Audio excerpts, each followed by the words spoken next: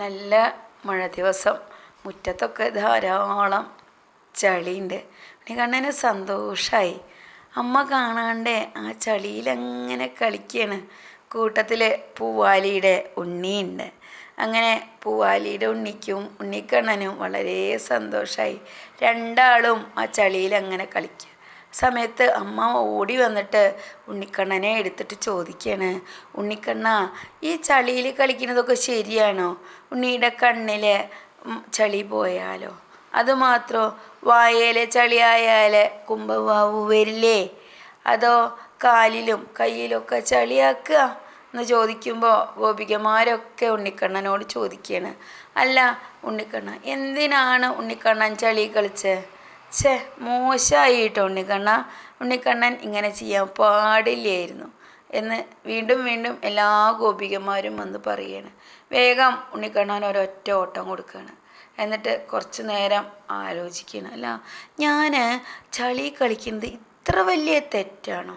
ഏയ്, അങ്ങനെയൊന്നുമില്ല, എന്നെ വെറുതെ കളിയാക്കുക എല്ലാവരും. എന്നിട്ട് ഓടി ചെന്നിട്ട് ആ ഗോപികയുടെ ചെവിയിൽ അങ്ങോട്ട് പിടിക്കുക. അത് കഴിഞ്ഞു വേഗം അമ്മയുടെ അടുത്തേക്ക് പോവുകയാണ്. കുറച്ച് നേരം ഇങ്ങനെ ആലോചനയൊക്കെ കഴിഞ്ഞപ്പോൾ ഉണ്ണിക്കണ്ണൻ്റെ കണ്ണിൽ നിന്ന് വെള്ളം ഇങ്ങനെ വരുന്നുണ്ട്. അപ്പോൾ യശോദാമ്മ ചോദിക്കണം, അല്ല നീ ഇത്ര നേരം സന്തോഷമായിട്ടിരിക്കുകയല്ലേ, ഇപ്പം എന്തിനാ കരയണ എന്ന് ചോദിക്കുമ്പോൾ ഉണ്ണിക്കണ്ണൻ പറയണ, അമ്മേ, പൂവാലിയുടെ ഉണ്ണി എത്ര വേഗത്തിലാണ് അമ്മേ ഓടണത്. എനിക്ക് അവളുടെ പിന്നാലെ ഓടിയിട്ട് എത്തണേയില്ല. അവളെ ഇന്നലെ അമ്മ പ്രസവിച്ചതല്ലേ, എന്നിട്ട് അവൾ വേഗം ഓടിപ്പോവുകയാണ്. ഞാൻ അവളോട് എനിക്കൊരു ഉമ്മ തരാൻ പറഞ്ഞു. അപ്പോൾ അവൾ പറയണേ, ഉണ്ണിക്കണ്ണൻ എന്നെ വന്ന് പിടിച്ചാൽ ഞാൻ ഉമ്മ തരാം എന്ന് പറയണം. അമ്മേ, അവളെ എനിക്ക് പിടിക്കാൻ പറ്റിയില്ല അമ്മേ. നോക്കൂ, അവൾ വേഗത്തിൽ ഓടി ഓടി പോവാണ് കുഞ്ഞിക്കാലം കൊണ്ടേ. അമ്മ കണ്ടില്ലേ പൂവാലിയുടെ ഉണ്ണി എത്ര വേഗത്തിലാണ് ഓടിപ്പോയതെന്ന്. യശോദാമ്മ ഇപ്പം പറയണേ, ധാരാളം പാല് കുടിച്ചോളൂ ഉണ്ണി, എന്നാലേ വേഗത്തിൽ ഓടാൻ കഴിയും. കണ്ടുവോ, ബലരാമൻ ജ്യേഷ്ഠൻ പാല് കുടിച്ചിട്ട് ബലരാമൻ ജ്യേഷ്ഠൻ വേഗം ഓടുന്നു കണ്ടു ഉണ്ണി. അതുകൊണ്ട് ഉണ്ണി ധാരാളം പാല് കുടിച്ചോളൂ എന്ന് പറയാം. അങ്ങനെ ഉണ്ണിക്കണ്ണൻ പാലൊക്കെ കുടിച്ചു. കുറച്ച് വലുതായി. അങ്ങനെ രാധാറാണീനായിട്ട് സംസാരിക്കുമ്പോൾ രണ്ടാളും തമ്മിൽ തെറ്റി. അതോടുകൂടി രാധാറാണി നദിക്കരയിൽ പോയിരുന്ന് കരയാണ്. കരച്ചിൽ കണ്ടിട്ട് യമുന റാണി വന്നിട്ട് ചോദിക്കുകയാണ്, എന്തിനാ രാധേ കരയണത് എന്ന് ചോദിക്കുമ്പോൾ രാധ പറയാണ്, നോക്കൂ, ഉണ്ണിക്കണ്ണൻ തെറ്റിയിട്ട് 3 ദിവസമായി. ഇതുവരെ ഉണ്ണിക്കണ്ണൻ എൻ്റെ അടുത്തേക്ക് വന്നിട്ടില്ല. എനിക്ക് സങ്കടമാവുകയാണ് എന്ന് പറയണ. അങ്ങനെ പറയുമ്പോൾ യമുന റാണി പറയണ, അതിനെന്താ, ഉണ്ണിക്കണ്ണൻ അവിടെ ഗോപികമാരുടെ കൂടെ നൃത്തം ചെയ്യുന്നത് ഞാൻ കണ്ടല്ലോ. അപ്പോൾ രാധയ്ക്ക് അതിലേറെ സങ്കടമായി. എൻ്റെ അടുത്തേക്ക് വന്നില്ലല്ലോ എന്നിങ്ങനെ മനസ്സിൽ സങ്കടമായിട്ട് നോക്കുമ്പോൾ ഉണ്ട് ഉണ്ണിക്കണ്ണൻ ഓടക്കോളൊക്കെ ആയിട്ട് രാധാറാണിയുടെ തൊട്ടടുത്ത് നിൽക്കണം. അപ്പോൾ രാധാറാണി ചോദിക്കണ്, അല്ല ഉണ്ണി 3 ദിവസമായിട്ട് എവിടെയായിരുന്നു എന്ന് ചോദിക്കണ്. അപ്പോൾ ഉണ്ണിക്കണ്ണൻ പറയണ, ഞാനിവിടെ ഉണ്ടായിരുന്നല്ലോ രാധേ, നിൻ്റെ ഹൃദയത്തിൽ ഉണ്ടായിരുന്നില്ലേ ഞാൻ?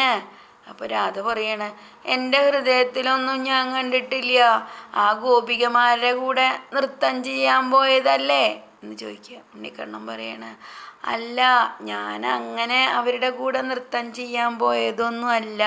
നീ ഇനി അതിന് എന്നെ ചീത്ത പറയണ്ട. ഞാൻ നിൻ്റെ കൂടെ തന്നെ ഉണ്ടായിരുന്നു. ദാ നിൻ്റെ ഈ ഒരു പിന്നാലെ നടക്കുന്നുണ്ടായിരുന്നു, പക്ഷെ നീ കണ്ടില്ല എന്നെ എന്ന് പറയണം. അതൊന്നും പറഞ്ഞിട്ട് രാധാറാണി സമ്മതിക്കുന്നില്ല. അവസാനം ഉണ്ണിക്കണ്ണൻ തൻ്റെ ആ ഒരു ഓടക്കുഴലെടുത്തിട്ട് വിളിക്കുകയാണ്. ആ മധുരമായിട്ടുള്ള നാദം ഇങ്ങനെ കേൾക്കുമ്പോൾ രാധാറാണിയുടെ ദേഷ്യമൊക്കെ മെല്ലെ ഇല്ലാണ്ടാവുകയാണ്. അതോടുകൂടി 2 ഉണ്ണിക്കണ്ണന്മാരുള്ളതിൽ ഒരു ഉണ്ണിക്കണ്ണൻ മറ്റേ ഉണ്ണിക്കണ്ണൻ്റെ ശരീരത്തിൽ അങ്ങോട്ട് ലയിക്കുകയാണ്. അത് കഴിഞ്ഞു നേരെ ഉണ്ണിക്കണ്ണൻ പോവുകയാണ്, പ്രഭാവതി ചേച്ചിയുടെ വീട്ടിലേക്ക് പോവുകയാണ്. അവിടെ ചെന്നിട്ട് ആ കുടത്തിലെ വെണ്ണ കട്ട് തിന്നാൻ തുടങ്ങുകയാണ്. അങ്ങനെ കുറച്ച് നേരം കുടത്തിൻ്റെ മുകളിലൊക്കെ കയറാൻ നോക്കി.